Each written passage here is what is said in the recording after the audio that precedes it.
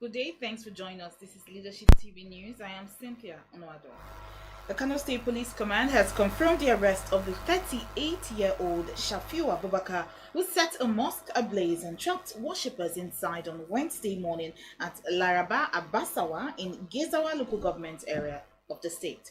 Abubakar told the police he set the mosque on fire out of provocation to attack those who cheated him while sharing farmland. The state police spokesperson, SP Haruna Kiyawa, who disclosed this in a statement on Wednesday, said the perpetrator willingly submitted himself to the police. The rescued victims were later rushed to the Murtala Muhammad Specialist Hospital in Kano, where they're receiving treatment.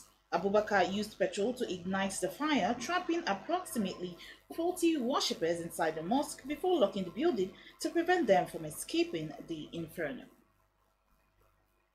And now Nigeria's inflation rate climbed to a new high in April 2024, reaching 33.69%, according to latest data released by the National Bureau of Statistics (NBS) on Wednesday.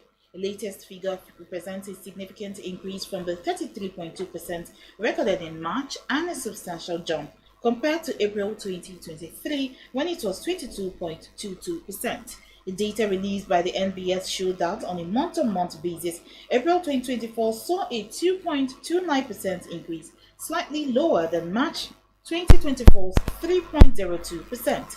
The cost of food in the country experienced a notable 40.53% increase in April 2024 compared to the previous year, marking the highest level of food inflation on record. On a year-on-year basis, food inflation hit 40.53%, significantly surpassing April 2023's rate of 24.61%. Overall, analysts say this increase paints a picture of a challenging economic situation in Nigeria, with rising inflation putting pressure on household budgets. Former Vice President Atiku Abubakar has warned the federal government not to tamper with Nigeria's pension funds in its bid to rev up economic growth by unlocking 20 trillion naira from pension savings to finance critical infrastructure projects across the country. He described the move as another attempt to perpetrate legality by the federal government, adding that it must be cautioned to act strictly within the provisions of the Pension Reform Act of 2014. The opposition leader added that the initiative was misguided and could lead to disastrous consequences in the lives of Nigeria's hardworking men and women who toiled and saved and who now survive on their pensions, having retired from service. The former vice president, who cautioned against cutting corners to fund infrastructure, said the government must introduce necessary reforms to restore investor confidence in the Nigerian economy. The federal government, through the coordinating Minister for Economy and Finance, Wale Edun, on Tuesday unveiled a strategic plan to harness the 20 trillion naira pension fund and other locally available resources for infrastructure development in Nigeria. The Rivers State Commissioner for Education, Professor Chinedu Umon, who is a loyalist of the Minister of the Federal Capital Territory (FCT), Nyesom Wike, has resigned from the cabinet of Governor Siminalayi Fubara. Mon, who is the third reappointed commissioner to tender his resignation after the former Attorney General and Commissioner for Justice, Professor Zaccheaus Adango, and former Commissioner for Finance, Honorable Isaac Kamalu, resigned their appointments a few weeks ago.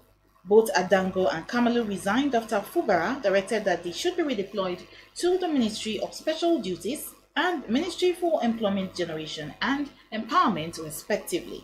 In the letter dated May 25, 2024, and addressed to the governor through the secretary to the state government, the former commissioner for education said he was resigning because his current workspace had become toxic.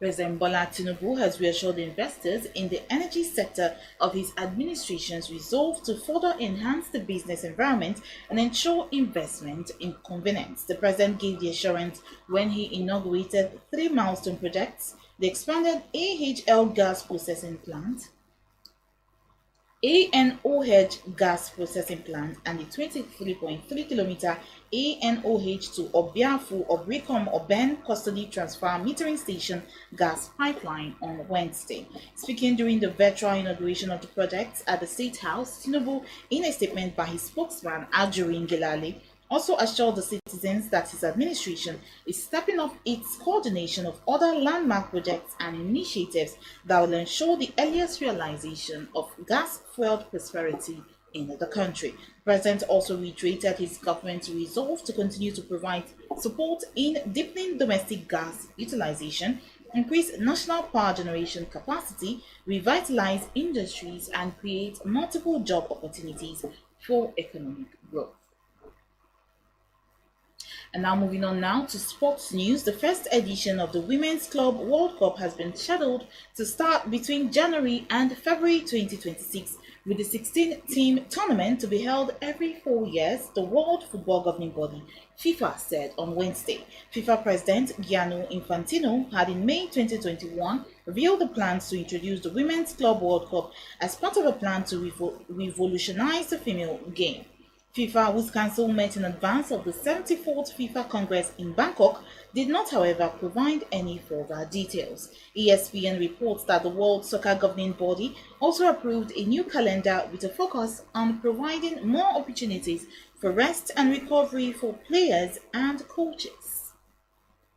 Finally, now, President Bola Tinubu has congratulated Nigeria's table tennis pestator, Mr. Aruna Quadri, on winning the International Table Tennis Federation Africa Cup title. In a statement by his spokesman, Ajirin Gilali, Tinubu noted that Quadri achieved a resounding victory in the final match of the 2024 ITTF Africa Cup in Rwanda, where he reclaimed his title and sealing his place as Africa's table tennis champion.